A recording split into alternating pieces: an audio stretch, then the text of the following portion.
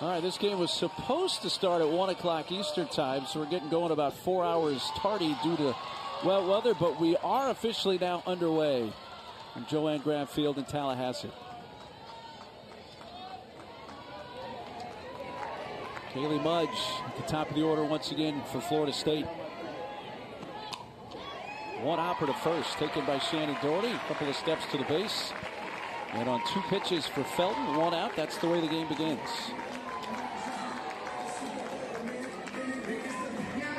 Felton went an inning and 2/3 in the start yesterday. Gave up 2 earned runs through 47 pitches. How each head coach handles pitching through this game will be an interesting watch in itself. And Felton has really, you think about UCF, you think about Sarah Willis, there's no doubt, but you're looking at the person who's helped make Sarah Willis even better. The amount of innings that Felton's been able to pitch at a high level, it's been a real difference maker.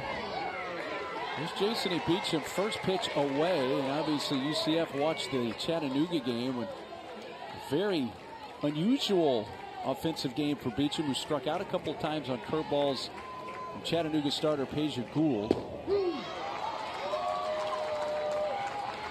And Beecham does not strike out often, so when she strikes out twice in a game, it becomes news. But what a season it has been for her. Hitting .429 to lead the ACC.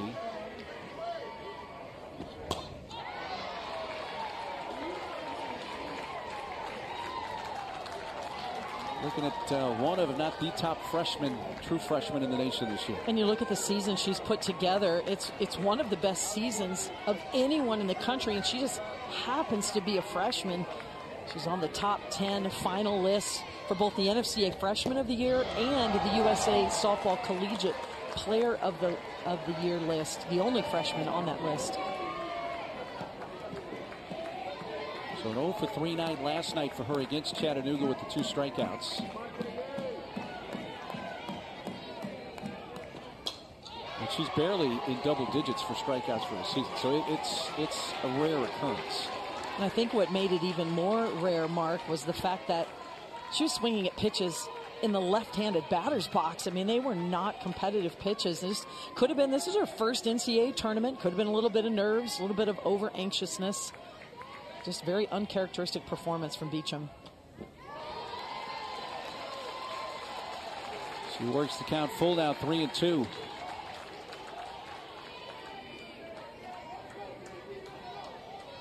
And the Noles, the visiting team, but get to keep their first base dugout that they always use.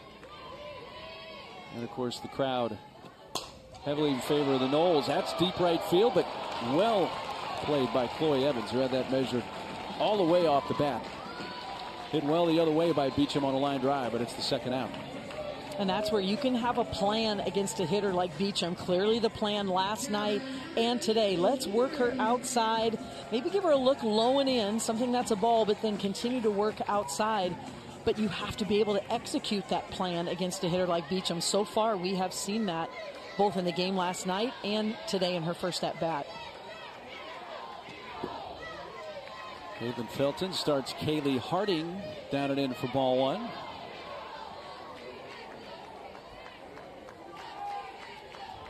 A couple of walks in last night's game for Harding against Chattanooga. Scored a run. Officially 0 for 1.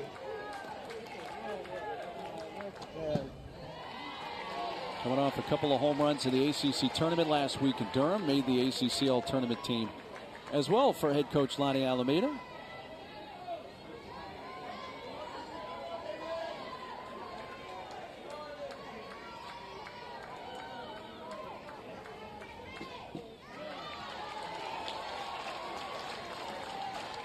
Three balls, no strikes.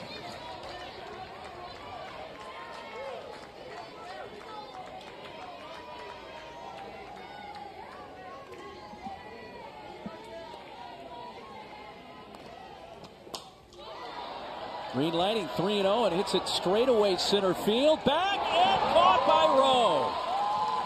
Rowe. Right in.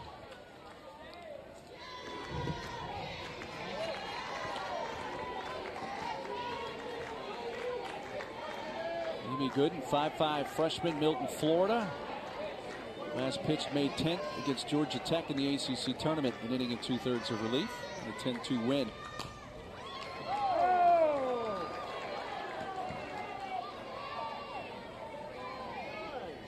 Cody yesterday, a couple of hits, including a double. Scored a couple of runs.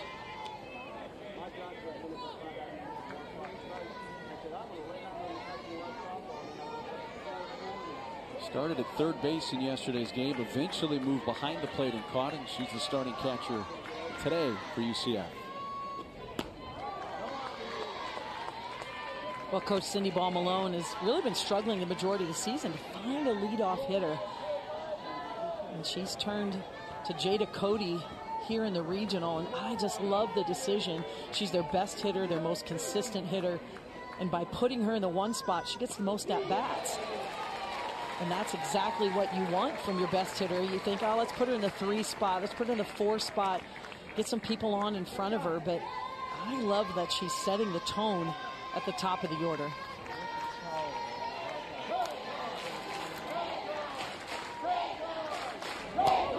Cody pulls it to third. There's Beecham. High throw, but down on the base comes Amaya Ross. A bit of a collision there with Cody. Both appear to be all right.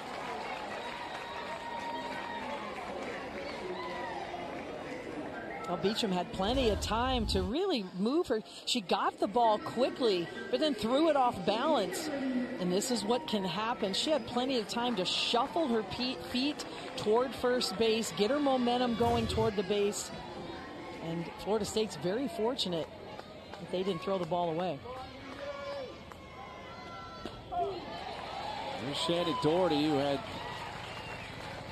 the first of the 2 3-run home runs in the 6th inning of yesterday's game for UCF. After UCF had fallen behind 6-2 after 3 innings to Auburn.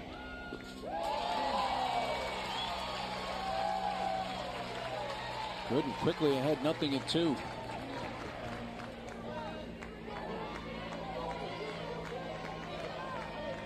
Sixth home run of the year last year for Doherty.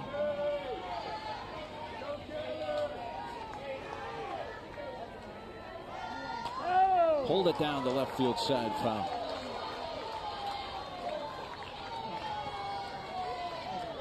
Well, no surprise we're seeing Mimi Gooden here. We also talked about it. We anticipate seeing Ashton Danley at some point in this game, and they're both pitchers that keep the ball down in the zone. And UCF, when you look at the type of pitches that they hit, they struggle the most with the drop ball, with the ball down in the zone, just hitting .255 as a team against that pitch. Strikeout of Shannon Doherty. The second out of the first inning. Well, you can't tell this is Mimi Gooden's first time in the circle in an NCAA tournament. Takes a curveball up and out of the zone, and it's the velocity of that pitch, and that's what Mimi Gooden can do. That's the first pitch she has thrown at a very high velocity. Really caught Doherty off guard. Base is empty. Sona Halajian.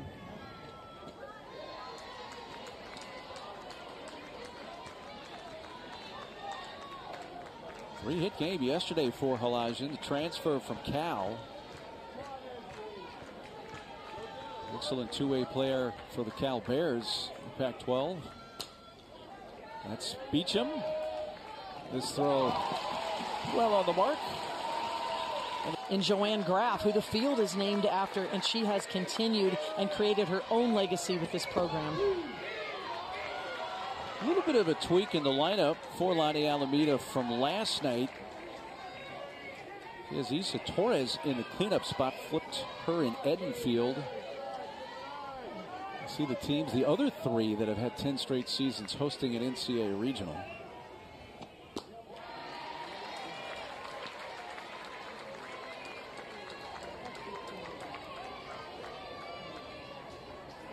Isa 1 for 2 last night. An RBI, had a sac fly on a ball that was one of the hardest ones hit by a Knoll all night. Chattanooga starter Peja Gould. And that's what's so impressive about Florida State. Their situational hitting. They know what pitches to hunt for depending on what the situation takes. In that case last night, she needed a pitch elevated and made it happen. Humphrey. The ball right off the end of the bat of Torres. She grounds out to third.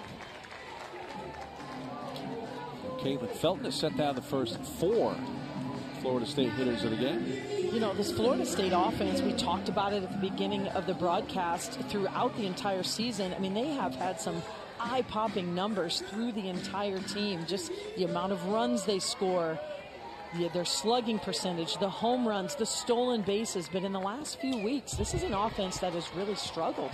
They just have not been able to put hits together when they've needed. We saw that last night. It really took them till the end of the game to get runners on and make it happen, but they're finding a way. But you take a look at what they're doing. They're coming very close to a lot of the Florida State records in terms of offense. But we haven't seen that in the last few weeks. With the win last night, they're 4-4 in their last 8 games, but just prior to that, they had a 14-game winning streak and had won 22 of 23 games. Then a loss to Florida in a midweek non-conference. And then there was the series at Syracuse to end the regular season where they actually lost the road series in Syracuse 2-1. And that's not something Florida State has done very often, is lose a road series to an ACC opponent. And that's just the dynasty that Coach Lonnie Alameda has built here. I mean, for a long time in the ACC, it was Florida State and everybody else. But now there's a lot more parity in the league. Enfield hits it fair past first and down the line in right. Michaela chugging for second. She looks over her shoulder and will stop at second base. With a 1-out double, there's the first hit of the game.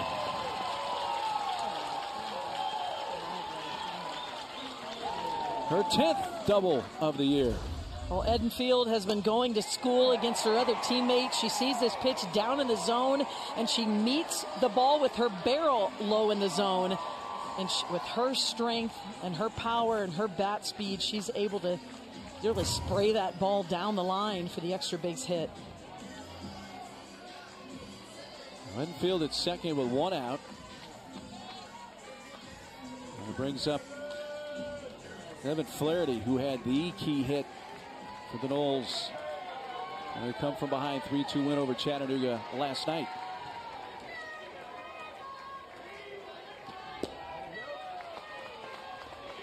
The Chattanooga Mocs had this Florida State crowd on the edge of their seat all night. Peja Gould, their starting pitcher, was rolling along at a 2-0 lead.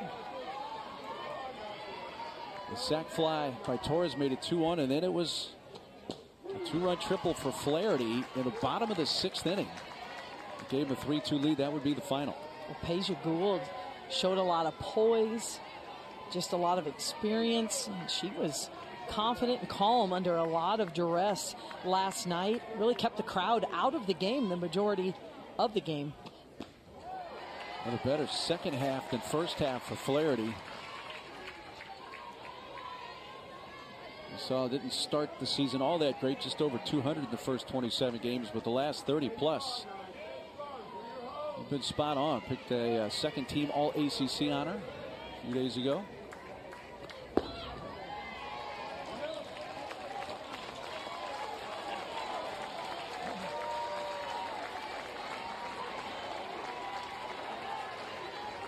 Two balls and a strike.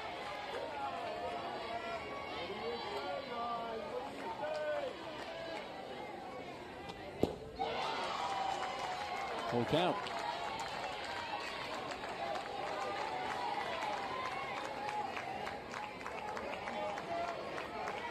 Caitlin Felton Jr. Valrico, Florida. In on the hands, bounce right side, and comes up. Unable to field it cleanly, Aubrey Evans. Enfield moves over to third. Most likely an error, and it puts runners at the corners for Florida State. Well, this is another reason why Florida State is so tough to beat. They just do not strike out. They are going to find a way to put the ball in play. And Evans, who's usually very sure-handed, lets the ball jump up on her. Didn't really attack the ball as she was moving to her left. And Florida State is #1 in the entire field of 64 teams in the NCAA in terms of their strikeout rate. They just do not strike out. You have to play defense against Florida State. They are going to put the ball in play. They're going to make things happen. Well, they put it up as a hit. So a little home cooking there. But regardless, it puts runners at the corners here for Janai Kerr.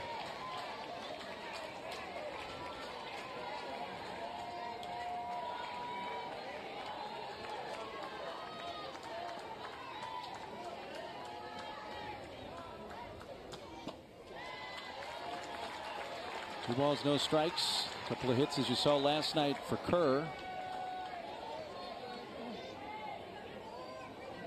One of those a triple. And she had a couple of outstanding catches in right field. Both happen to be in the same inning. Well, this is a UCF team that is in the top 10 in defensive fielding percentage in the entire country. But when you get in a first and third situation with some speed on the bases, you know, it can cause some busy minds. And now bases loaded for Florida. Not throwing as of yet at the win in yesterday's game in relief. Ball one to Amaya Ross.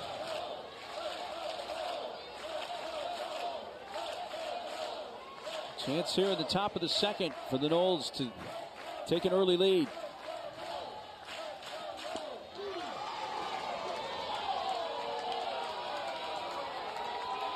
Some of the crowd thought that was a little off the plate outside. Thought it was an outstanding pitch. One of the best pitches Felton has thrown. Tight curveball spin, caught the corner. We need those big pitches from her right now.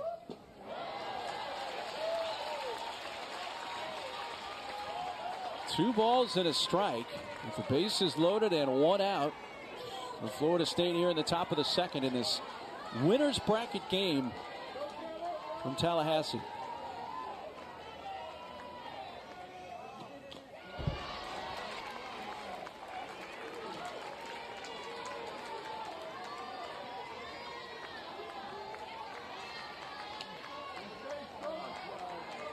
Felton got the leadoff batter, Torres, in this inning. Edenfield hit one the other way down the line and right for a double. Flaherty reached, as has Kerr, to load him up. It's in the air to right center field. Definitely going to get Edenfield home. Catch made. Throw's going to come towards second base. The lead two runners tag. Edenfield crosses the plate. Ross picks up her 30th RBI of the year with a sacrifice fly, and it's 1-0 FSU.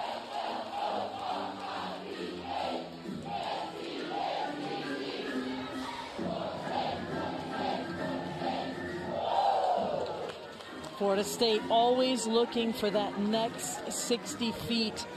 And in this case, it's a sac fly. Such a complete offense for Florida State. They are looking for ways to take advantage of the situation given to them as a hitter. And in this case, it was a sac fly to get Florida State on the board early.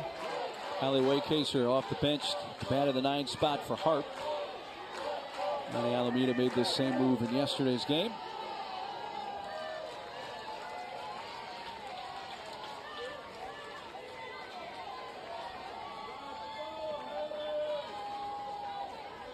That's first and third, 2 outs, and fouled away by Waycaser. Did have a hit and an RBI.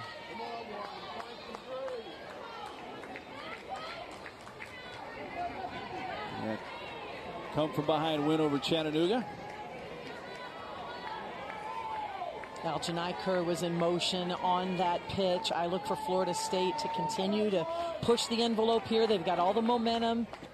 Good base runner at first base, good speed, really force UCF to be uncomfortable. When you put a runner in motion on a first, third play, it forces a lot of busy minds for the infield, a lot of decisions to be made.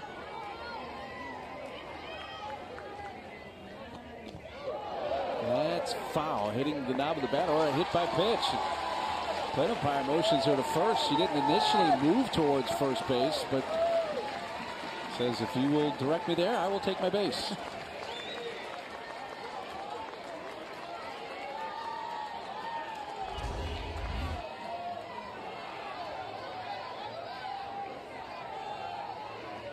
Yeah, hit the knob of the bat. That's what it looked like, but can't tell for sure.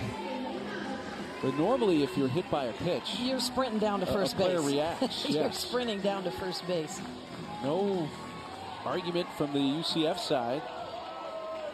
We can see that, and the bases are reloaded once again for the top of the order, and Mudge, who takes strike one.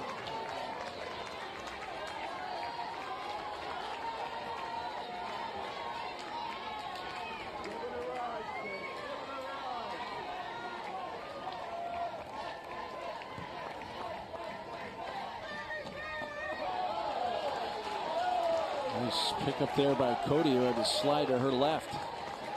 Well, after a 3-up, 3-down inning in the top of the first, Felton has just really struggled with her command.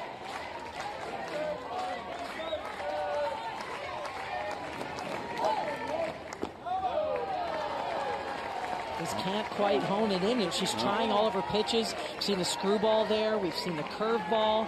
We've seen her off-speed pitch. And it's really difficult when you're struggling with that command, especially in this situation with bases loaded. Last thing you want to do is lay it over the plate. And against Kaylee Mudge, we talked about how tough Florida State is. The best in the field is at not striking out as a team. They just put the ball in play. Well, you're looking at Florida State's best. She's in the top 20 in the country in terms of toughest to strike out. Guides a foul down the left field side.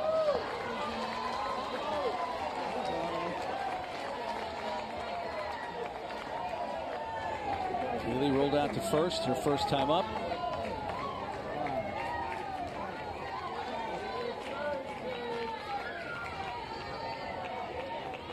Kaylee Mudge, first team all ACC this year, batting with the bases loaded. And 2 outs and a run in the Florida State second.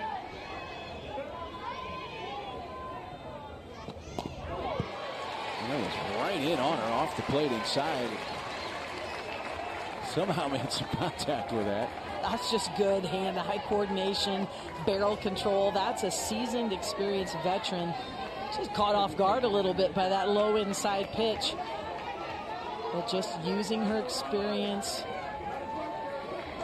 and bat control to foul it off. Back to the screen. Ball rolls away. Here comes another, and 2 runs are in. Flaherty and Kerr score on a wild pitch, a throw that gets away, and it's 3-0.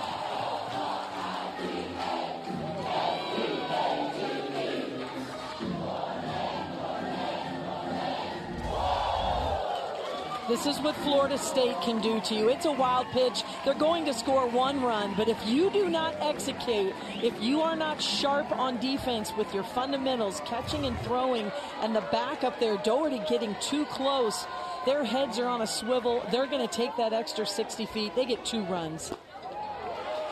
And ball 4 to Mudge. Well, this has exploded into a multi-run inning now for Florida State.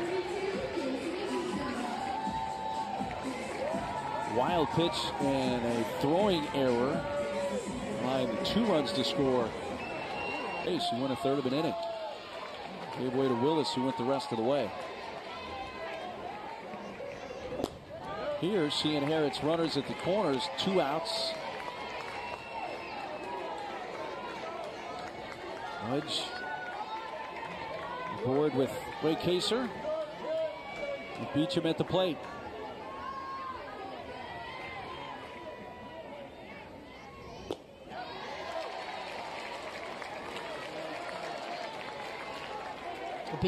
Beecham showing a little more patience in this at-bat. First few at-bats we've seen her have in this regional. She's just been real jumpy, swinging at pitches out of the zone. I like the adjustment she's made so far, working herself to a hitter's count. Hit the ball harder. First time up, lined out to right. There's your seasonal situation. You look at both those circumstances here. I mean, this is a freshman playing a very challenging schedule, and she has just been so poised and so ready for her freshman season in college. And you know, we were visiting with them the other day, the Florida State team. I mean, Michaela Edenfield, who's a seasoned veteran, said, I've just really enjoyed learning from Jasony as well, watching how she goes about her business. Beecham gets the count in her favor, 3 balls and a strike. I look for Mudge to be in motion on this pitch. A hitter's count. Good speed at first base. She is running, and it is ball 4 to Beecham. And that reloads the bases once again for Florida State. We talk about the runs scored. We talk about the team speed, the batting average of this Florida State team. But something that gets neglected a little bit is their ability to draw the walk. They're one of the best in the country at drawing base on balls. And that just allows more runs to score when they are able to drive the ball deep. We've seen 3 in this inning alone, Mark. And the ninth batter to come up in the inning is the DP Kaylee Harding. I mean, look at that, almost just knocking on the door right there of what they did last year. Those are top 10 marks in the country. And they're so patient, so disciplined in the strike zone. And when you can draw that amount of walks and you have a team that hits the ball the way Florida State does, you can see why they're one of the best in the country in terms of putting runs on the board.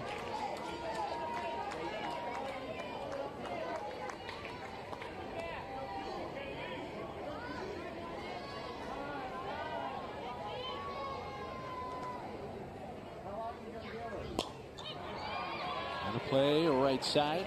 It's a big spot here for UCF, Carol. You've allowed 3 already, and Florida State maybe 1 extra base hit away, where all of a sudden everybody in the stadium, Florida State fans, start thinking, well, let's get an early run rule and get out of here after 5 innings. This is a huge moment for UCF. We saw them come back yesterday, but you just don't want to put yourself in that situation day after day after day. It's very wearing on your offense.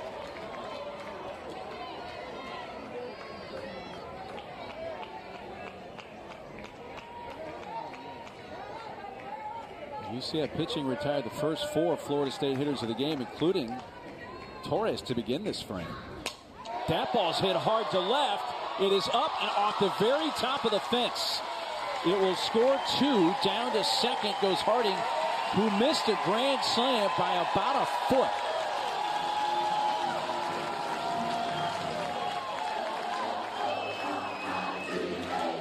The only thing that kept it in the yard, Carol, was it had topspin.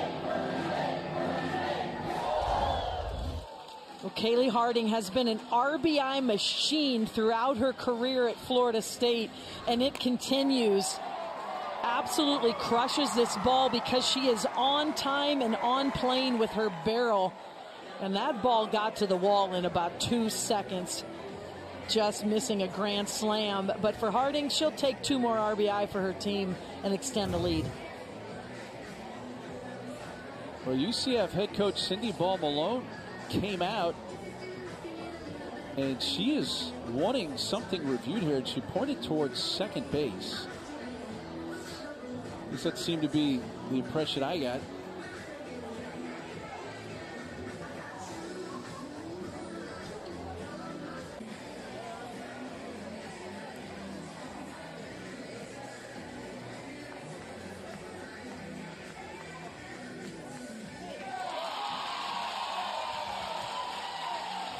Torres, who began the inning with a ground out to third, is up once again.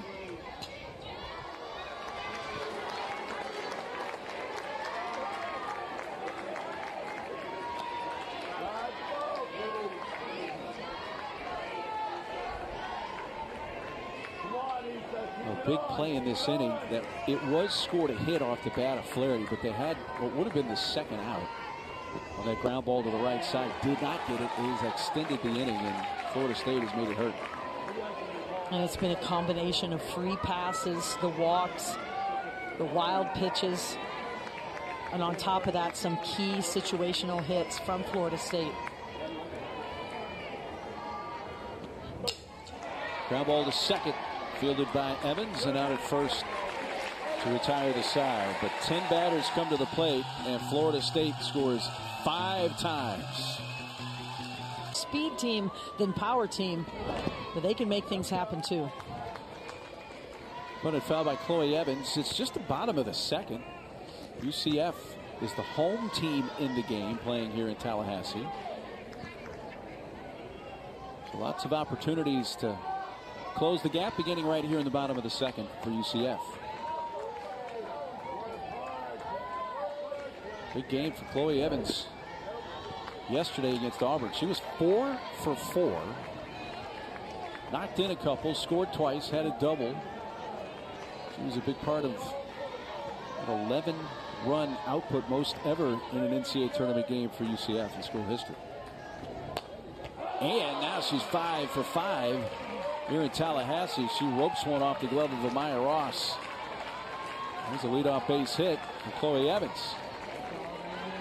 And those are the types of hits we have seen from her in this regional. They're not bloop hits. They're not miss hits that have eyes. They are absolute rockets. And this is an elevated pitch from Gooden, something we have not seen. Usually she's been down by the knees, off-speed pitches, drop balls. And this time Evans makes her pay. Williams jumping on the first pitch. Jasmine Williams. She had the second 3-run home run in the 6th inning of yesterday's game.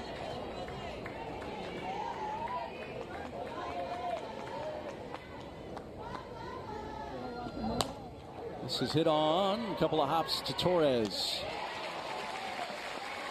Now we've had rain here. The infield has been covered, but there's some times when it's taken some water. That ball just kind of died, and I think Torres was trying to figure out what kind of hop she was going to get, and should she charge that ball? Yeah, and it's going to be a slower field. A wet, muddy field is a slower field, and the ball was mishit. And, you know, the speed and direction of the ball tell you where the play is going. The speed of the ball was slow, so there's no chance for the lead out. Good decision by Torres to go to first.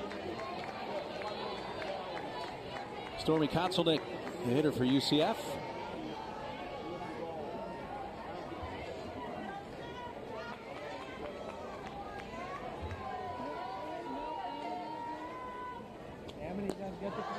You know, anything for the Knights run production wise. That's to me, that's a big run. Just answer with something after you gave up a 5 spot in the top half. Chip away. I mean, we are in the bottom of the second. We saw how explosive this offense for UCF can be. They scored 9 unanswered runs yesterday against Auburn.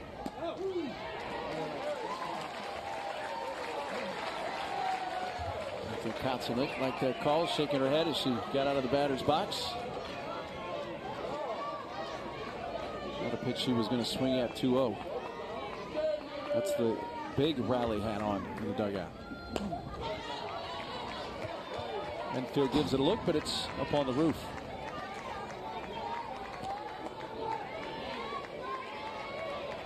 Well, something we saw from UCF yesterday is their ability to hit the ball deep. And coming into the game yesterday, they just had 38 home runs. Florida State has double that and more, but we saw 3 yesterday. And that's what it takes sometimes in the postseason. It's the ability to elevate, come through when your team needs it. And we had 3 different players from UCF hit those home runs.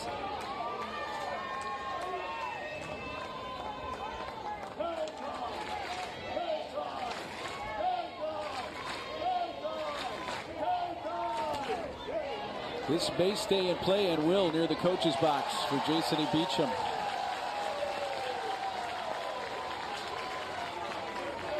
Two outs.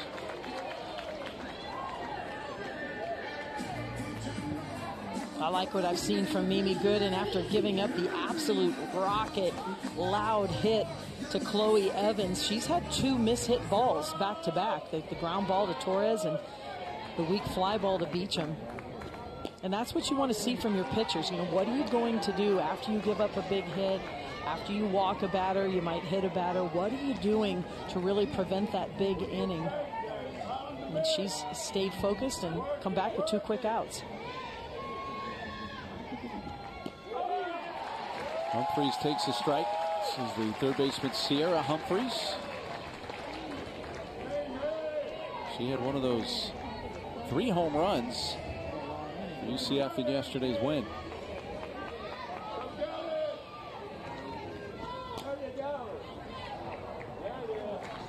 Rolls foul to Beecham.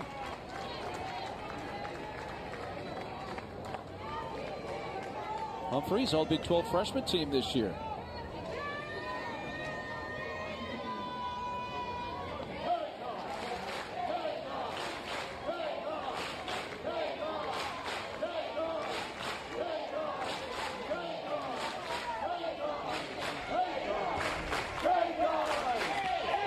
Top foul.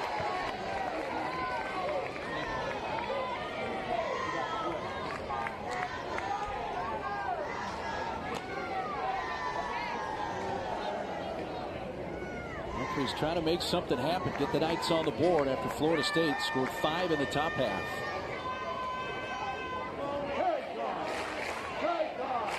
Evans led off the inning with a bullet base hit. She's at second with 2 away.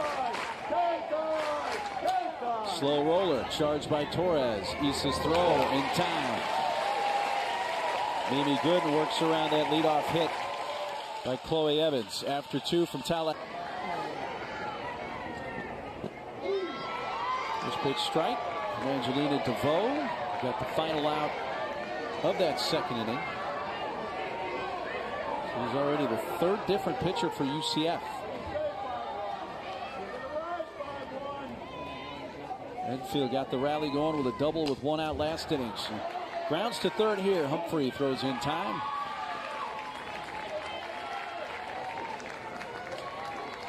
And this will be the challenge for Florida State. I mean, DeVoe's velocity is significantly lower than both Felton and Cochran, who were in the game. And so if you're Florida State, you've got to make a very quick adjustment. See the ball deep. Think about hitting the ball back up the middle.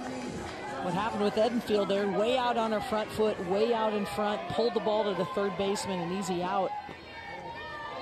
And that's the goal here for UCF. They're just trying to find the answer to slow down the Florida State offense by showing different looks, the right side, the left side, different speeds.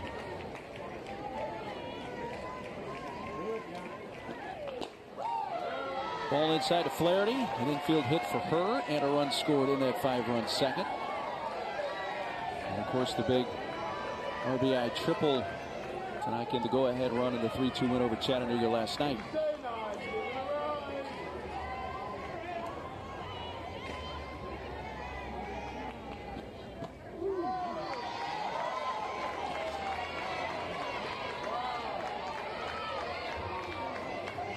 UCF playing from behind. They actually scored first in the game against Auburn yesterday. Took an early 2-0 lead, but then Auburn 6 unanswered. That was followed by 9 unanswered by UCF to close out the game. In UCF, we saw them. They were resilient. It could have been really easy for them to pack it up and get down. They were down a ton of runs early in that game. But they just kept chipping away, and of course the 3 home runs really made a difference.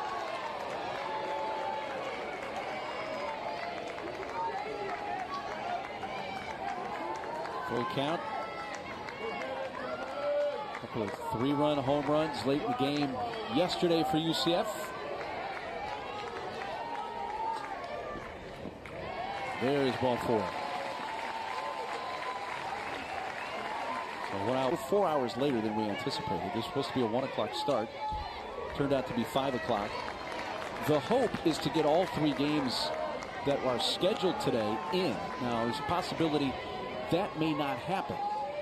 If it does, that's going to kind of push things around tomorrow and even possibly into Mondays. But we'll see. But that's where it's at right now.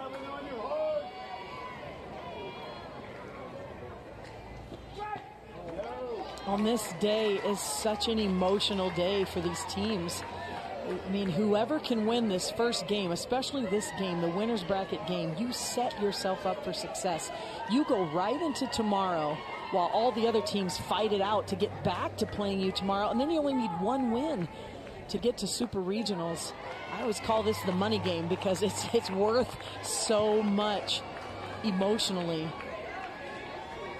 And it's really so important for all the teams, but take a look at this. If you can see what it means. 89% when you begin 2-0 in regionals have advanced and punched their ticket to Super Regionals. Left field, Kotzelnick right there. Stormy makes the catch. A line drive off the bat at Janai Kerr. And it's also such an emotional day because you think about a team like UCF, Florida State. You win your game yesterday. You come into the winner's bracket game on a real high. And by the end of the day, if you lose 2 games today, your season's over. It's devastating. It kind of smacks you right in the face. That 24 hours of emotion. That's what the postseason's all about. Pickoff attempt back to first. Goes Flaherty. That visual I have of somebody getting smacked in the face. Thanks for that one.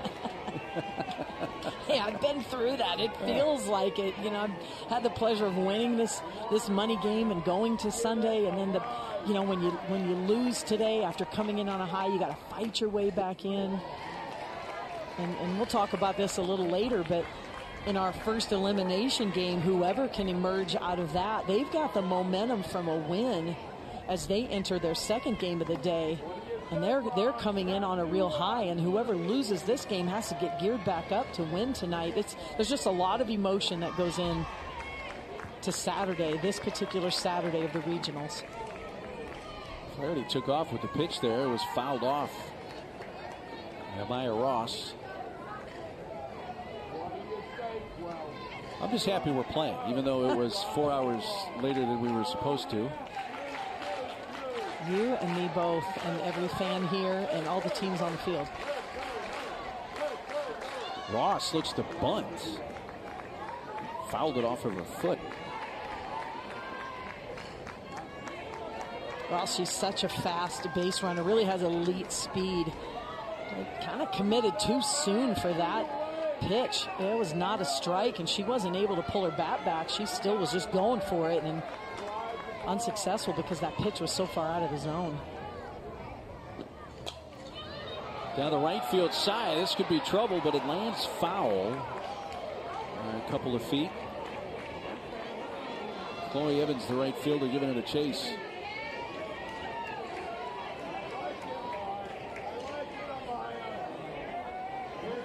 Well, the infield dirt has been covered, and we were lucky just to get the second game in last night. Had it extended another 10 minutes or so, we may have had a lightning delay before Florida State's 3-2 win over Chattanooga. And then not long after that, we had hard thunderstorms. And then more rain earlier today. Noisy, loud, hard downpours. It wasn't a light drizzle going on out there. It was some serious activity. A lot of water. The 2-2 pitch. This one will be playable out in shallow right field. The second baseman gets called off. Evans wanted it, but Evans says, I'll take that, and does so to. Indeed you are. It's who shows up and who can get it done. And congratulations to Omaha as they win their first 2 in Columbia. 8-9-1 batters for the Knights. Janisha Rowe, center fielder, who made a spectacular catch up at the top of the fence to dead center field to Rob Cayley Harding in the top of the first. First at bat for Rowe, who bunts it foul. Yeah, and it doesn't matter if Rowe has 2 strikes. She still can drop that bunt down and this Florida State infield is playing inside the baseline. And you'll see the corners. You take a look at Jason E. Beecham. I mean, she is halfway up the line, and that is just respecting the speed of Janisha Rowe. Rowe on the ground at first, right into the mitt of Amaya Ross, who takes a step to the base. It's about the only way you can get Rowe out when she hits the ball on the ground. She hits it right at somebody. And to the first base side, so there's not even a throw across the field. And she still was halfway down the line when Ross tapped the base. But Florida State can't draw it up any better than that to retire to Speedy Rowe.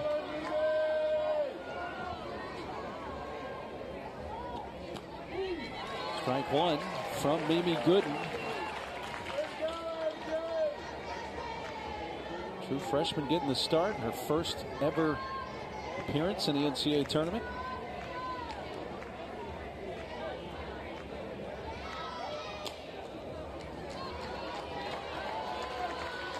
And she's done a nice job. She's kept the ball down in the zone, and she's been consistent with that. When you look down at the scorecard, I mean, we've had one ball into the outfield so far today with UCF.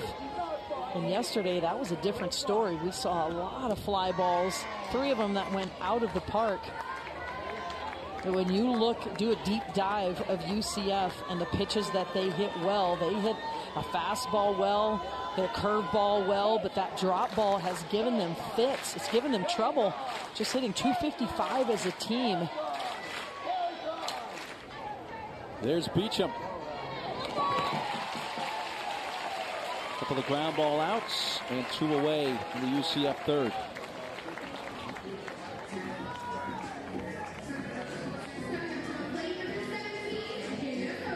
So that's once through the lineup for Mimi Gooden as it turns over for UCF back to the top and Jada Cody.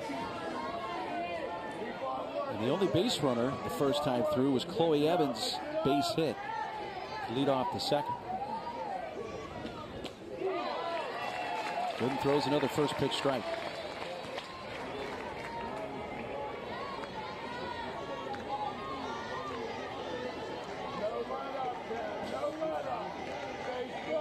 Cody with a ground out to Beecham at third in the first inning.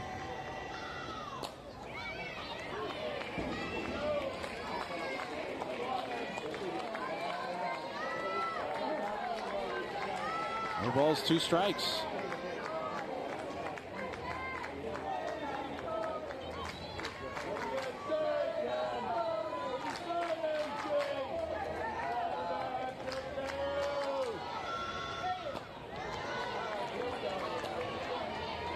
Florida State has really had to kind of piecemeal their pitching staff together this season. They've had injuries with Royalty, the injury now with Reed.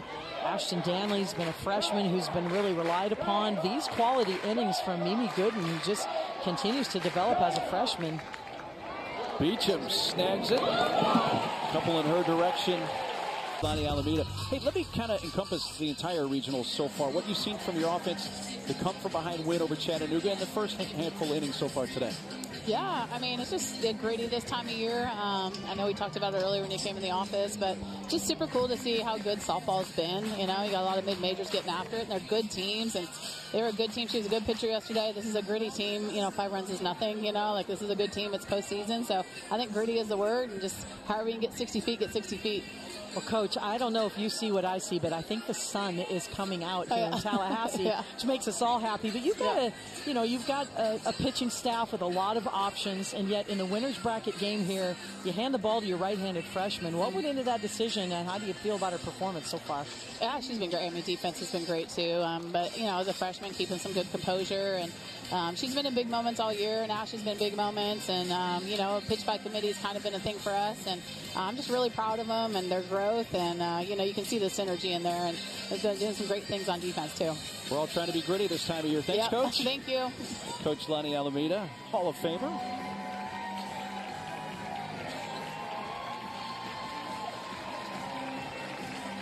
Good look at Joanne Graff Field. We started about 4 hours late due to wet weather. Crowd has weathered the weather, so to speak. appreciate their patience and yours as well watching on this Saturday. It's Hallie Waycaser. It's ball one. So Waycaser now is the DP. She came in batting for the center fielder Harp in the second inning. Nani Alameda. That ball's ripped foul. Yeah, it's just a masterful way to use two players. You see it in basketball all the time. You call timeout, you put a player in for offense. You call timeout, you put a player in for defense or player substitution. You don't even have to call timeout. But in this case, Kennedy Harp, she starts by putting Harp out on defense, uses her speed on defense, and now trades out for the offense of Waycaser. It's this one towards center field, and Nene Rowe to her left makes the catch. One out. So Harding, who was the DP, went in the game to right field, and Kerr, who was in right, went to center field. Waycaser the DP. So just in case those that are scoring along. It's more difficult to do for softball than baseball because of the flex. The DP flex position, for sure. And if you play for Florida State, you just better be ready to go in the game at any time. Coach Alameda's thinking 2-3 plays ahead and 2 or 3 innings ahead with what she's going to do strategy-wise, and just really makes the most use of a very deep roster and a very athletic team. Top of the order, and Kaylee Mudge. It's a high fly to right field. Drifting back is Evans, and she's camped under it now. The haul in out number 2. Mudge just missed that by a hair. Well, and since DeVoe has come in the game, we talked about it earlier, a very different speed, the velocity, upper 50s, lower 60s. Florida State's had a tough time making that adjustment. We've seen a lot of players out in front of the ball, beating in the ground or lifting it into the air. Just need to be a little more patient. Let the ball get deep. Easier said than done. You get real anxious when you have a little longer, see the ball. It's not getting in on your hands quickly. Beecham's line to right and walked. And there is a base hit for Beecham, her first in the NCAA tournament. I got a feeling there's going to be a lot more over the next 3 years, plus 4 years total. No doubt about it. And just a big sigh of relief for the freshman who's just having a monster season at the plate. This pitch is in a little bit on her hands, but she's strong enough, quick enough with her barrel, gets enough of the barrel on it to flare it up the middle.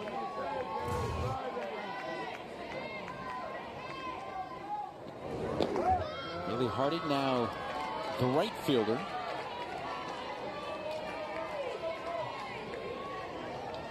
Her third time up. Fly to center and doubled.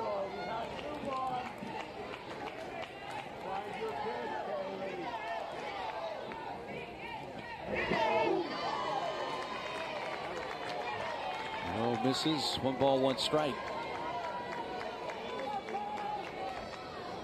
I mean, you take a look at the 62 RBI on the season. She's in the top 15 in the country in terms of RBI. Of course, you need teammates on base if you're not going to hit a home run for that to happen. Just fun. And almost had a chance to see another one right there. But, it takes a certain mentality to be able to step up and be clutch when your team needs it, get runners on base, to be able to drive them in, to really stay in the process. And these are career ranks for Kaylee Harding. This is a program that has had a lot of talented players, and yet she's in the top 10 with a lot of these power numbers: home runs, slugging percentage, doubles, RBI. Stopping Beecham is going to be thrown out, trying to get back to first base. Well, that's how the inning will. Let's visit with our head coach, Cindy Balmalone. Let me start on the pitching side, though, because it seems like Angelina DeVoe has come in, really kind of stabilized for you in the circle the last few innings. Yeah, she's doing her job of executing her pitches. So now we need to do our job of executing pitches at the plate. Well, Coach, give us a little strategy inside your head here. Yesterday, what was your message to the team? Got down early, came back, and exploded on offense. What's your message to the team today? Today, I think we're just a little anxious. I mean, we need to let the ball come to us, the game come to us a little bit more, and, just, again, drive the ball the other way. We haven't made an adjustment. Everyone's pulling off the ball, so I think one person does it, and then we'll start to figure that out. Still a lot of softball to play. We'll leave it there. Thank you, Coach. Thank you. Coach Cindy Ball-Malone. That was a big win for her program yesterday. Came back to beat Auburn, scored 9 unanswered runs to finish the game 111-6. It was a resilient win. I mean, they were down early and some long defensive innings. Sarah Willis was struggling, the defense was struggling, and second half of the game they completely turned it around and really dominated the second half of the game and came out on top. Doherty, first pitch swinging, and there's Beecham. Right there with the glove. First play of the game when Cody grounded to her, she almost overthrew first base. Since then, everything's been spot on. Not exactly sure what just happened on the bases in the last inning, but she keeps her head in the game right there and makes a quick play to get an out. And that's an outstanding play. It looks like a routine play, just 5-3 in the scorebook, throwing it out. But the fact that that ball was not hit hard made a big difference. That's the third baseman's got to come across to field that ball. If you don't, it's on the ground too long getting to shortstop. So I just love the mentality there of Beecham attacking that ground ball.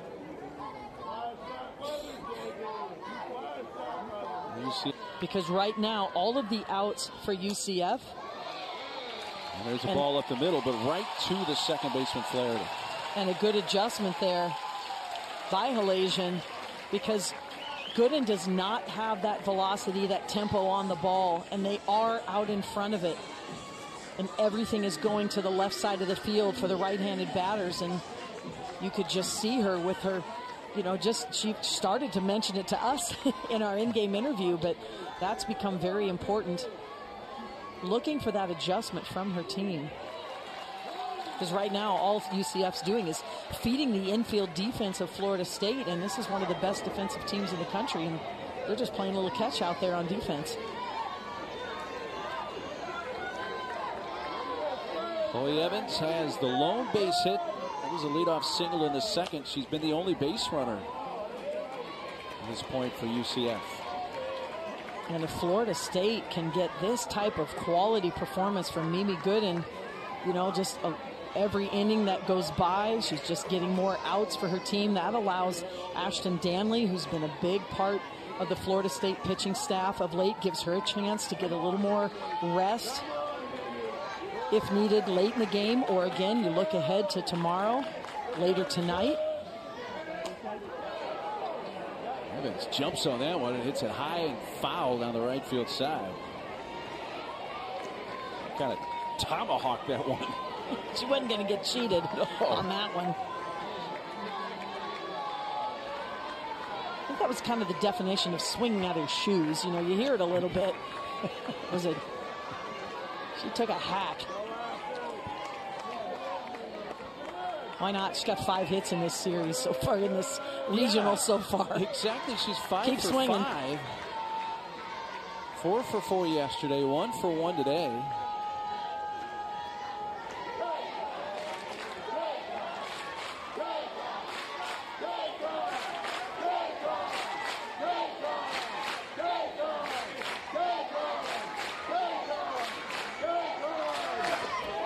Top foul at the plate.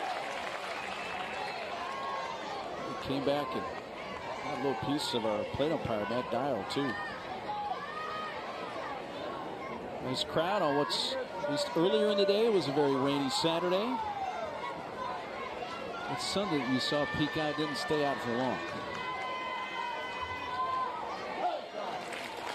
Good and ready with a 1-2 pitch. Chloe Evans.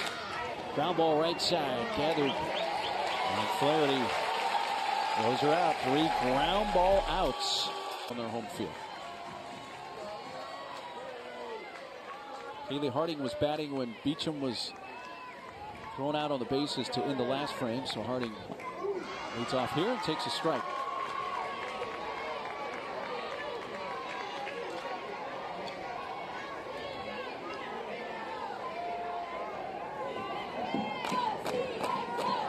Angelina DeVoe, 2 1/3 scoreless innings of relief out of the bullpen for UCF. That's just her 36th pitch. And she's really stabilized things for them. Yeah, has only allowed 2 base runners, just the 1 hit, the 1 free pass. What do you say, Kelly? 2-0, flies the ball away. Now she gets ahead of Harding. 1 ball, 2 strikes.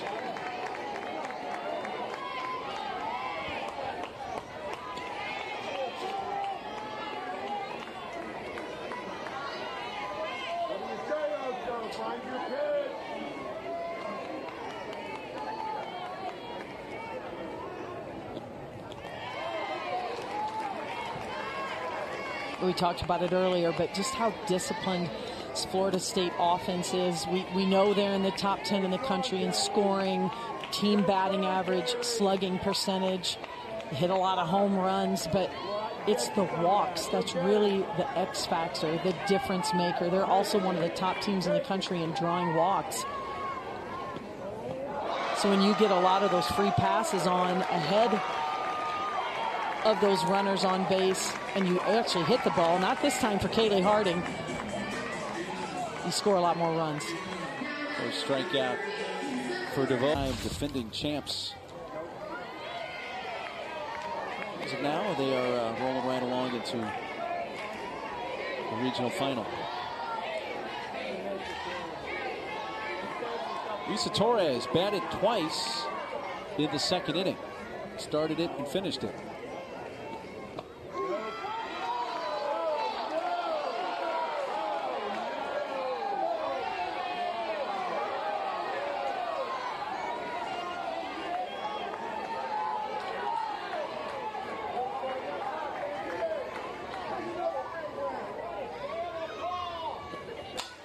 Torres in the air towards left center field, but I was going to say Needy was going to make the catch, but Kotzen called her off. Where you know, if the seeds hold, yeah, where you get to go, and yeah, only the 3-time defending national champion. But that's nothing new. That's going to be a rematch if the seeds hold. We have a lot of games to play here in Tallahassee.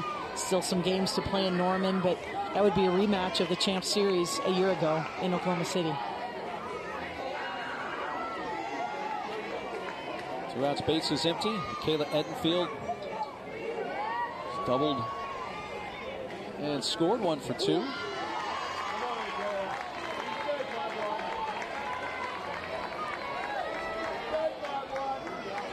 the whole no balls, 2 strikes. Angelina DeVoe, has it been more just kind of that left from the left side, what she's been throwing, a combination of almost?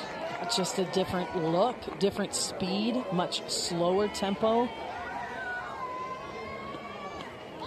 And you got to give her a lot of credit. She came in when this game was just being dominated by Florida State, and she has really quieted this offense, and that hasn't been what most pitchers have been able to do all season long.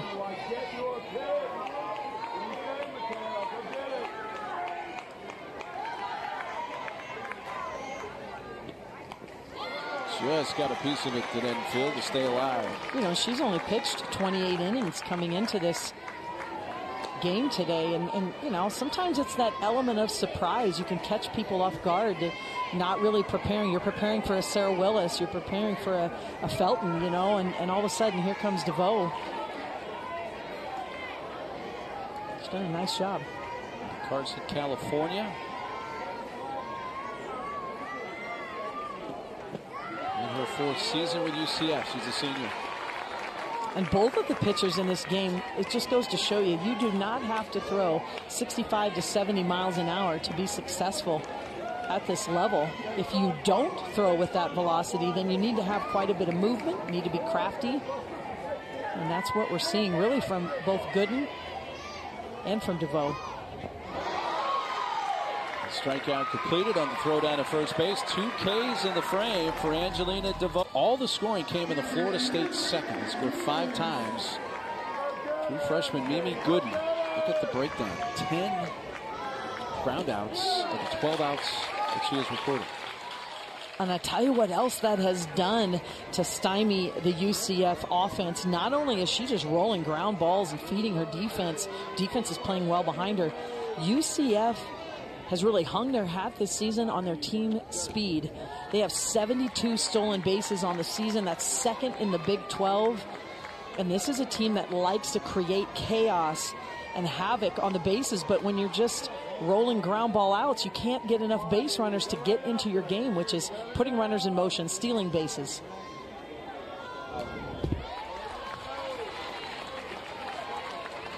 Jasmine Williams leading off. Only at bat so far today. She grounded out to short. 2 hits yesterday, 4 RBIs, 3 of those coming on a 3-run home run.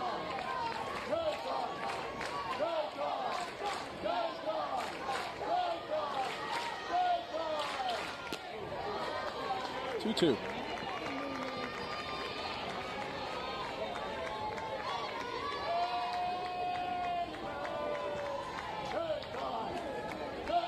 Five, 6, and 7 hitters coming up here for UCF. At the bottom of the 5th.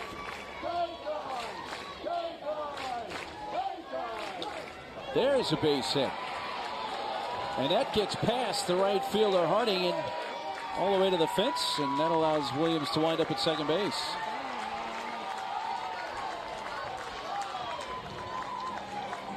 And I would say that Jasmine Williams got the message received from Coach Cindy Ball Malone. Let's really work on driving the ball up the middle, seeing it long enough to take it the opposite way instead of getting out in front of the ball, rolling ground balls. Jasmine Williams makes that adjustment, and she's able to get into scoring position.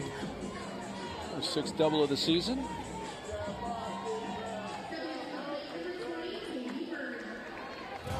Second time today, UCF has put the leadoff batter on base. Konselnik, that is fair. Throw to first in time. Well, that got stuck in the, I'll call it mud. It's been pretty wet out there today.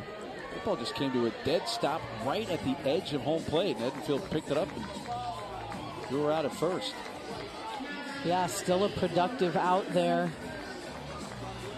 to move the runner 60 feet closer to getting on the board, and you feel like that's what it's going to take for UCF. You just get that 1 run back, get it on the board, get their confidence back.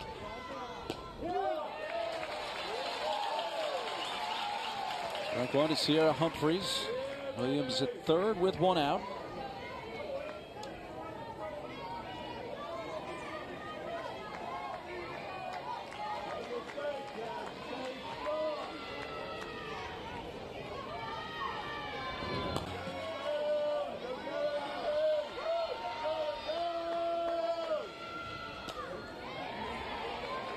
Protecting there and foul it off right side.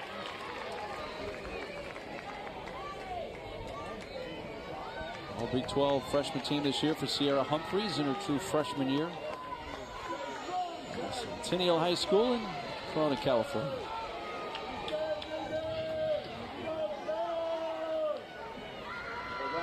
Humphreys sends this to the alley in left center field. That's going to get UCF on the board. Cut off quickly by Kerr, but Williams comes home, and UCF is on the board here in the bottom of the 5th. A lot of good adjustments in this inning from UCF. Yes, it's taken them a few innings, but now they are rolling and making Mimi Gooden, as we're going to see a pitching change here now for Florida State. But this pitch is a little bit elevated, and now that UCF has made that adjustment, what's Lonnie Alameda do? Say, okay, we're going to go deep into our bullpen. Gooden came off the field just a moment ago and got a big hand from the crowd here in Tallahassee, and now the high fives from her teammates. Team has a lot of confidence behind her.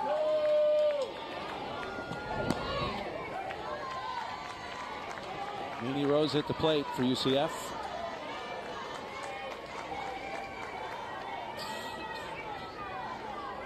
2 2/3 innings of scoreless and hitless relief. Didn't walk anybody. Struck out 3. Needed only 25 pitches in those 2 2/3 innings. Not the win. She did offer at that one. Did Rowe. It's a ball and a strike.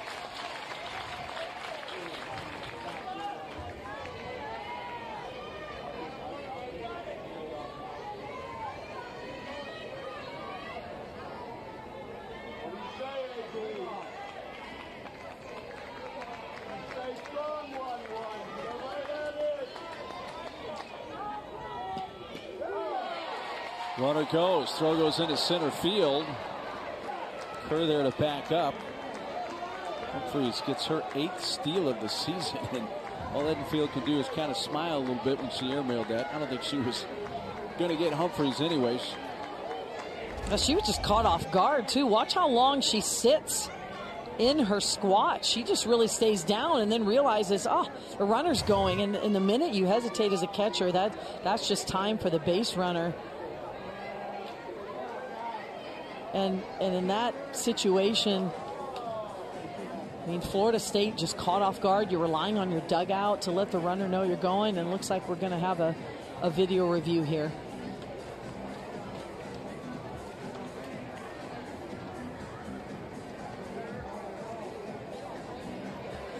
Well, we'll see what they're looking at here. The natural assumption.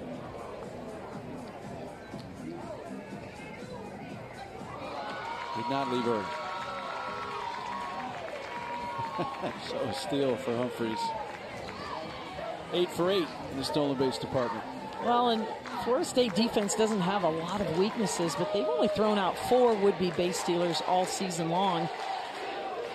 And UCF has done their homework on that, and UCF, that's what they do. They steal bases. It's their 73rd steal of the season.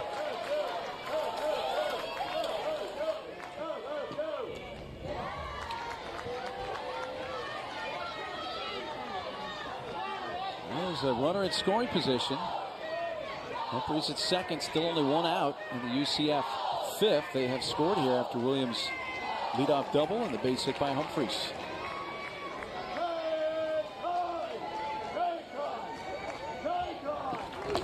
Rowe, liner caught. Danley immediately looked back to second, but the way the defense was set up, no chance to double up the runner. That's such a good pitch at a good time from Ashton Danley. You got to slap her in the box. Danley pulls the string, throws the off-speed pitch to the outer half of the plate. You can see the slow bat motion from Rowe. Doesn't really get a full swing on it, full slap on it in this case. And she gets the out. Danley pours in a first pitch strike to Aubrey Evans. 0 for 1 with a ground out to third.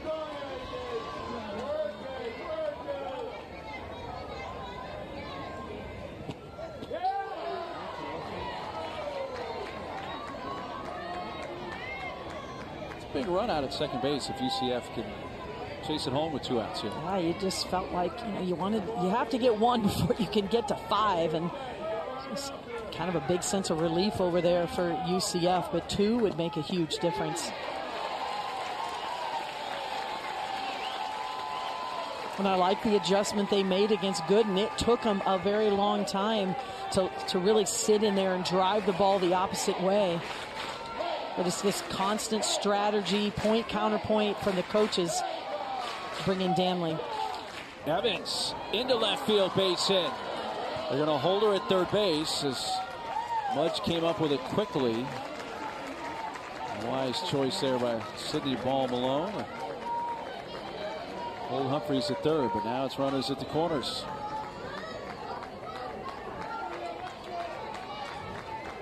Well, not only runners at the corners, but arguably the best hitter in this lineup now coming up to UCF. And this game just got very, very interesting in a hurry as the lineup turns over for Jada Cody, who has hit 7 home runs this year. Is 39 in her career, the second most in school history. Only to Stephanie Best, who happened to hit 71 in her career. And if we get into a real good hitters count here, 2-0, 3-1, look for UCF to put the runner in motion. Remember, Florida State has had a hard time all season long throwing out would-be base stealers. And you don't want to take the bat out of Cody's hand, but when she's in a favorable count, the chances of her putting the ball in play, and then it becomes more like a hit and run. That's what UCF needs. Create some havoc on the base paths. Cody kept waiting on that pitch up in her eyes and fouled it back. Ball and 2 strikes.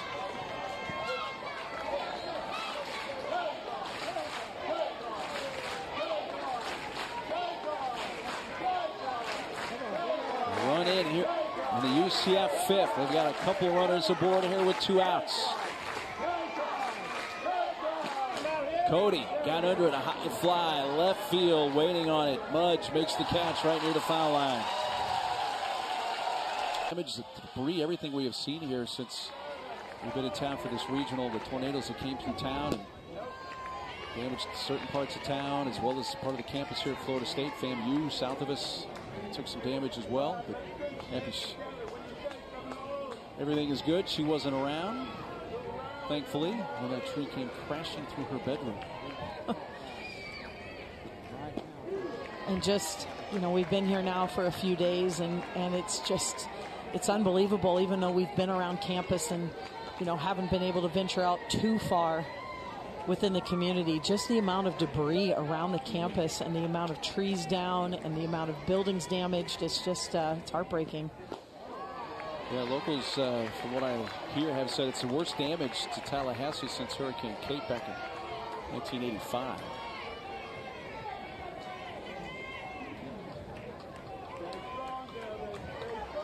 Baseball stadium, to kind of see through the trees, is that part of the right field fence came down, part of the scoreboard. Got baseball going on as well. Playing Wake Forest. Georgia Technical.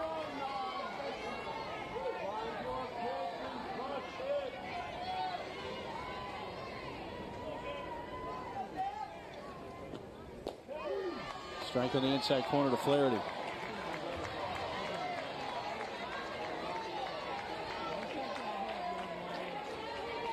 Oh, Mimi Gooden. This is her longest outing. It's February 10th. I should say DeVoe, her longest outing since February 10th against UConn. Just missed there on the 3-2 pitch. Walked Flaherty to begin the top of the 6th. Angelina DeVoe has been terrific for them out of the bullpen. And even though she walked Flaherty there, that was a real competitive pitch on a full count. Really could have gone either way, but she is locked in and dialed in after, you know, the UCF gave up 5 early runs. They went through 2 pitchers. I mean, she's come in and really settled down this defense.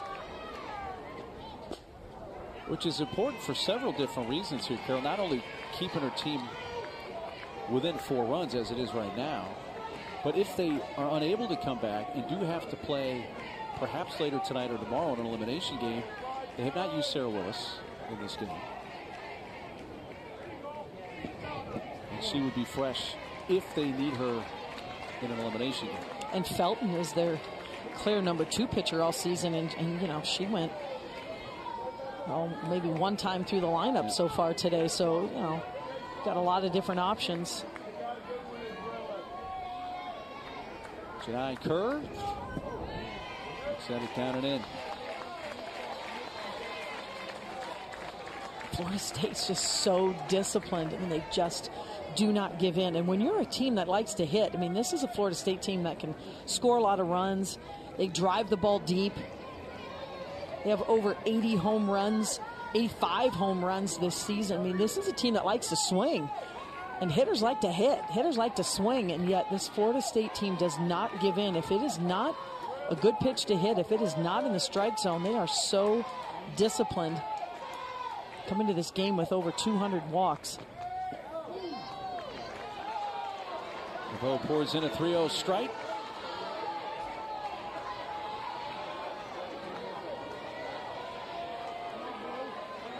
Almost 60 pitches now out of the bullpen for Angelina DeVoe for UCF.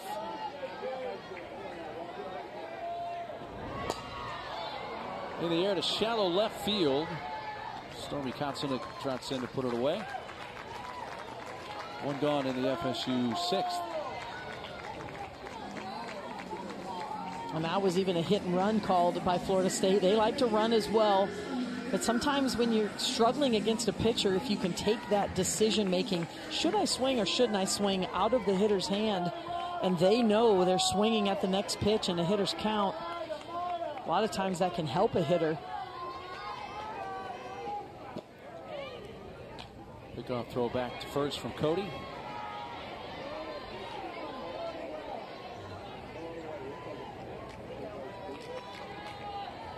Florida State has 4 hits in this game. UCF has 4 hits in the game. It's a 4-run lead for Florida State in the top of the 6th. There goes the runner. The throw down to second skips by into center, but Andy Rowe backing up, and a steal for Flaherty. The 16th. Well, you have an unproductive out.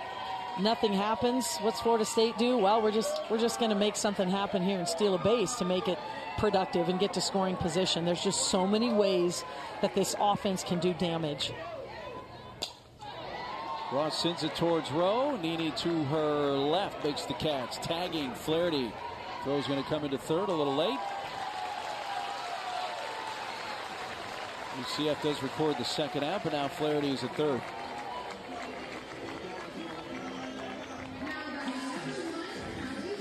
And what does that stolen base do? That allows Flaherty to get only 60 feet away from scoring another run from Florida State as she's able to advance. And, you know, if there's one thing you could say consistently about this Florida State program is that they are so good at getting the extra 60 feet, finding a way to get to the next base.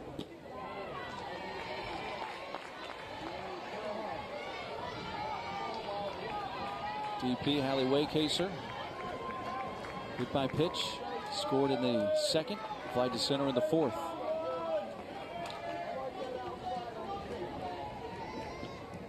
Waycaser takes in the dirt and well picked by Cody.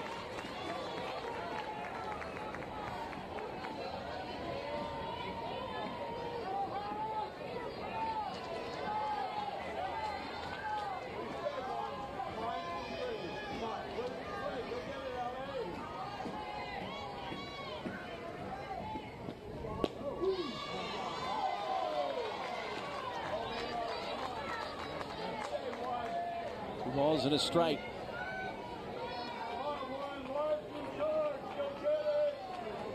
Florida State's only had one hit off of DeVoe. It's a Beecham single.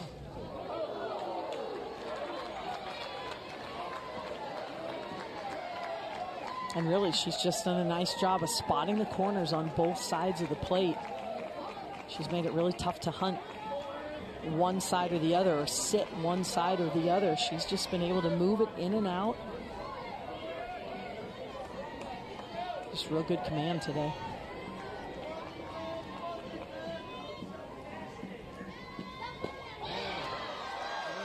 Ooh.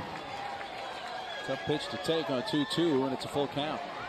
And you feel like every pitch is just competitive. Coach Ball Malone liked it as well. It looked good from up here, too. But just even her pitches that are called balls, they're competitive. They're right on the corner. Ball 4 on a check swing by Waycaser. Second walk of the inning.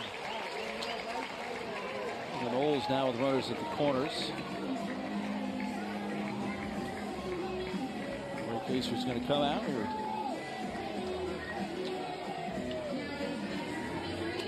See Kennedy Hart re-enter the game.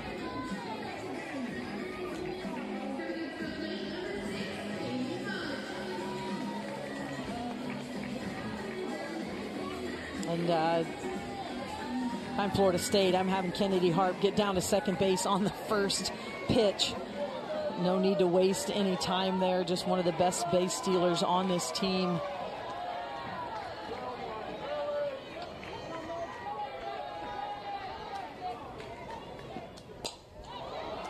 It's hit in the air towards center field by Mudge, and backpedaling gets caught.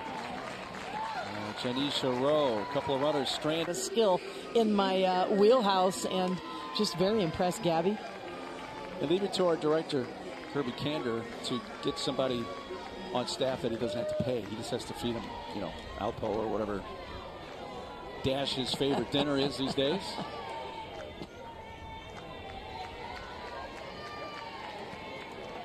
Well, 5-1 still. UCF did get on the board their last time up an inning ago. Now here in the bottom of the 6th. And the heart of the order coming up, 2, 3, and 4 with Doherty leading off.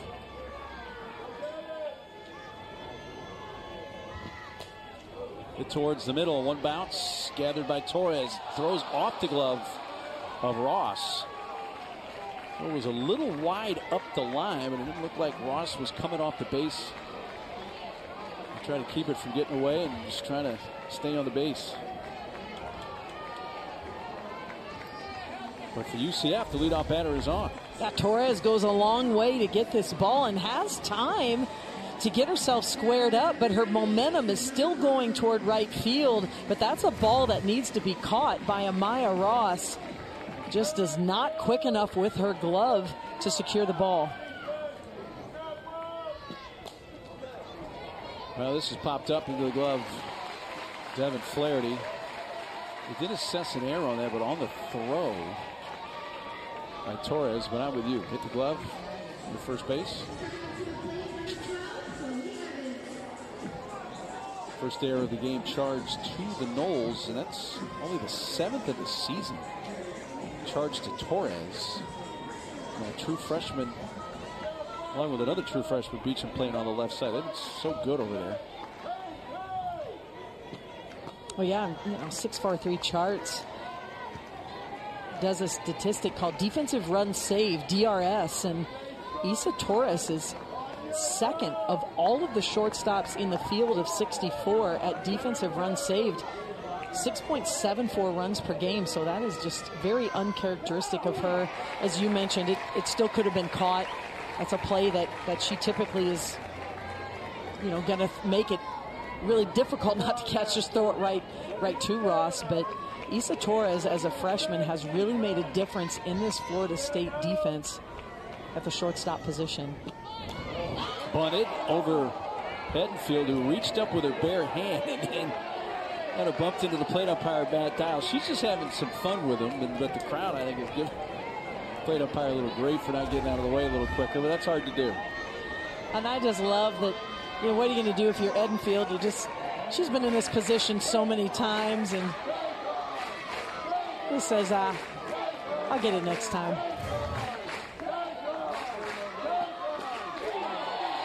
Strike 3 on the low outside corner. Chloe Evans, who with a hitter first time up today, was 5 for 5 in this regional. Grounded out in the 4th and now called on strikes, 2 outs in the 6th. I tell you what I'm loving from Ashton Danley, something we haven't seen as much throughout the season, and that is the emotion in the circle. I mean, she is fired up about this strikeout. And I really love seeing that from the freshman. You've got to pitch to your personality. And early in the season as a freshman in February and March, just a lot of processing going on. You don't really have time to show that emotion, but you can tell she is a confident pitcher in the circle, and she's just really letting that emotion come out. Doherty able to advance down to second base.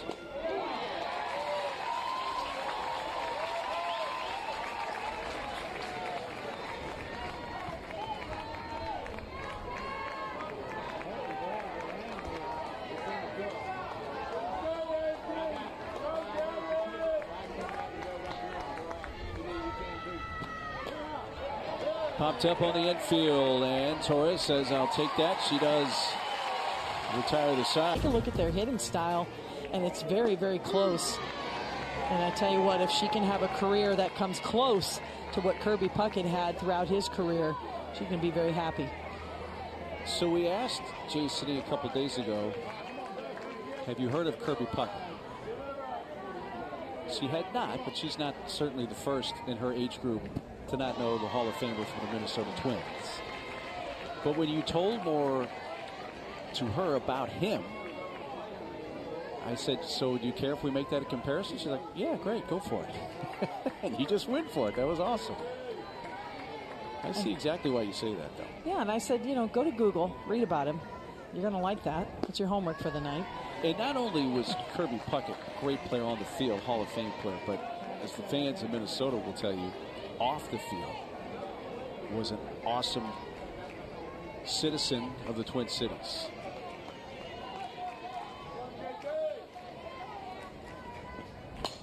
Beecham hooks a foul. He was just so fun to watch because he was just so explosive. I felt like everything he did was explosive. The way he hit the ball, the way he ran the bases. And that's the word that comes to mind when I've watched Beecham play here in her freshman season at Florida State. Just explosive. And the results, I mean, speak for themselves. You know, now she's at 76 hits on the season. 64 RBI. I mean, these are numbers that seasoned veterans usually put up. It's called out on strikes for the first out. And make sure you don't miss a minute of the action out for Kaylee Harding.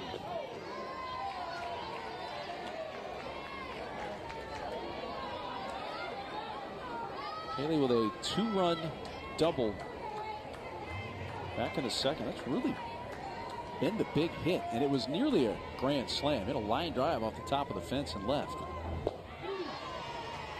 Kaylee with the bases loaded, chased in 2 in that 5-run second for the Noles. That's been the only scoring for them.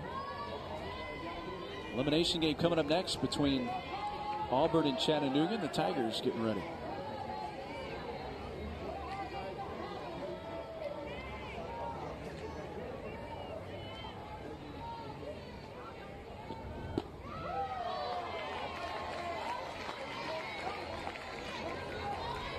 Senior Angelina DeVoe has been fantastic in the bullpen. She has given her team an opportunity. You know, really, Florida State has not done much. Deep short. One hop throw is in time from Jasmine Williams to get Kaylee Harding 2 outs. And you might think on a throw like that, oh, why'd she throw it right into the ground? Well, this is intentional because Williams has to go a long way to her throwing side. She's thrown off her back foot, and you can see she throws the ball into the ground. That is a play they practice because if she throws it off her back foot, the ball's going to have too much air under it, and that would allow the base runner to be safe. Good decision there. 2 outs, base is empty for Isa Torres.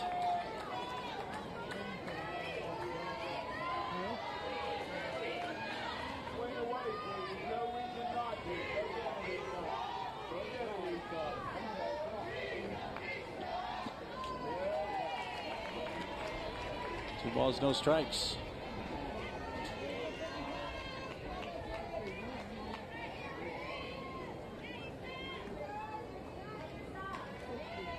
Five innings now of relief for DeVoe.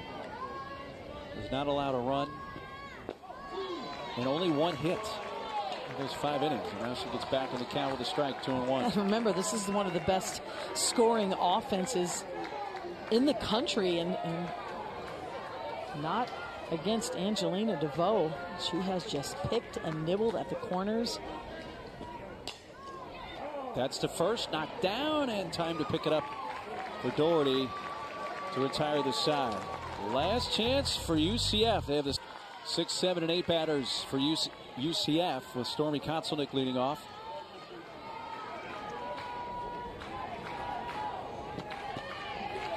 As the bunter way on, strike 1.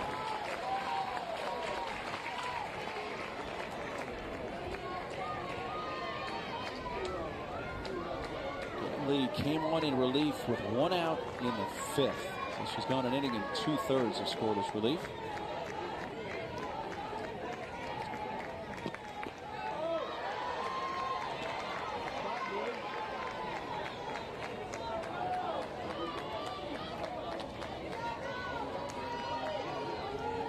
Elvi takes over in left field. Autumn. You mentioned she probably will get in the game at some point again, and it's done just that.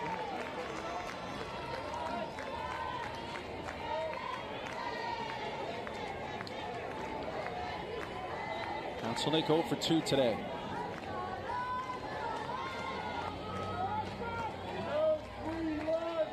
Each team has 4 hits, but Florida State produced 5 runs.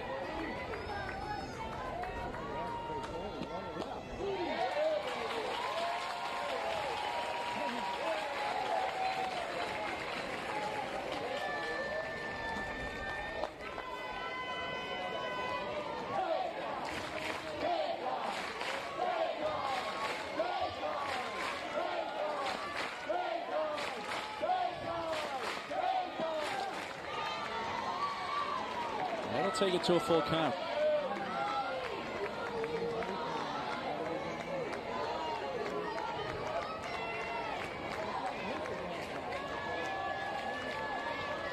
Kotzelnick, then Humphreys.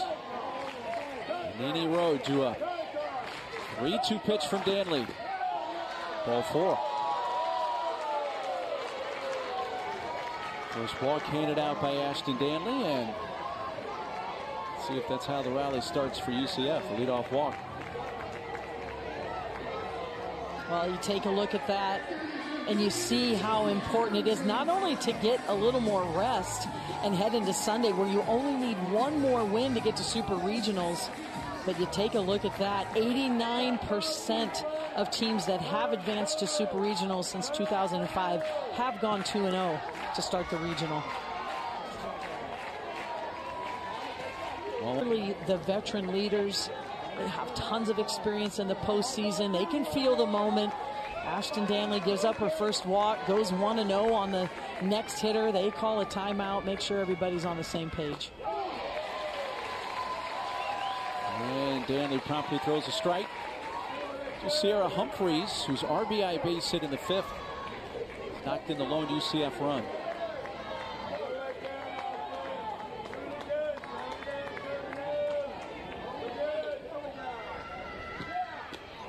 You know, and back to that player meeting in the circle, you've got to practice that, Mark. You can't, you know, just go in and look at each other and what are you going to say and who are you going to listen to and what are some good intentional words to help, not just like, here we go. What does that really mean? You know, need to say the situation. Hey, we're going to get the lead out. We're going to throw strikes. But you have to talk with intent in a moment like this.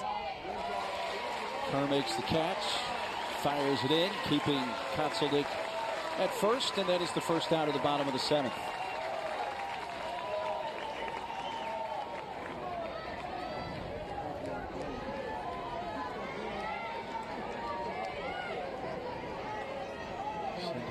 Paul Malone will pull out the lineup card, go to the bench.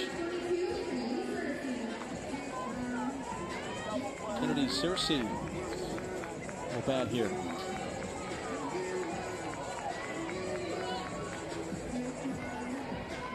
Searcy, a senior from Jacksonville.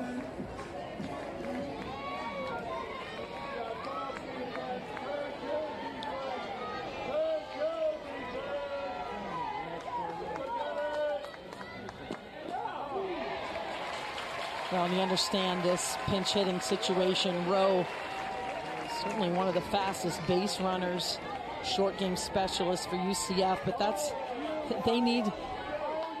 they're running out of outs and they need some players who can really hit the ball deep. That's why Searcy gets the nod here. It's just a little bit high, a ball and a strike.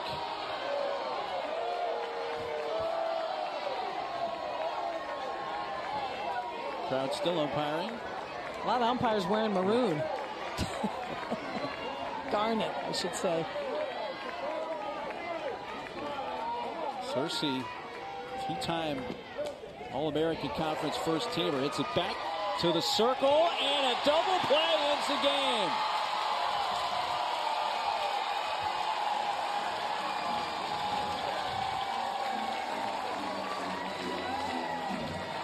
Florida State not notches their 45th win of the season.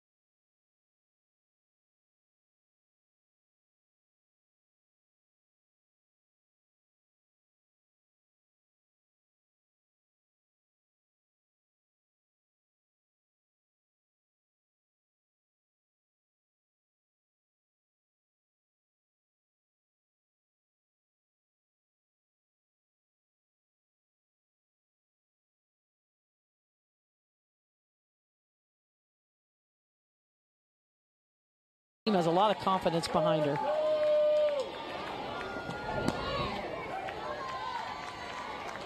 Nene Rose at the plate for UCF.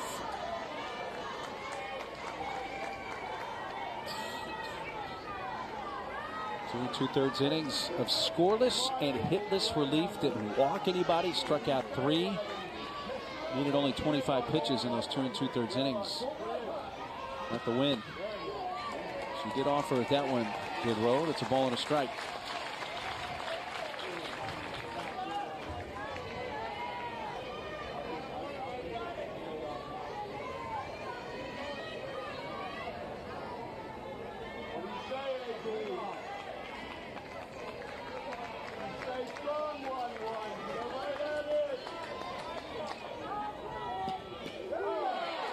Runner goes. Throw goes into center field. Kerr there to back up. Humphries gets her 8th steal of the season. And all Edenfield could do is kind of smile a little bit when she airmailed that. I don't think she was going to get Humphries anyways. Now, she was just caught off guard, too. Watch how long she sits in her squat. She just really stays down and then realizes, oh, the runner's going. And in the minute you hesitate as a catcher, that's just time for the base runner. And in that situation, I mean, Florida State just caught off guard. You're relying on your dugout to let the runner know you're going. And it looks like we're going to have a video review here.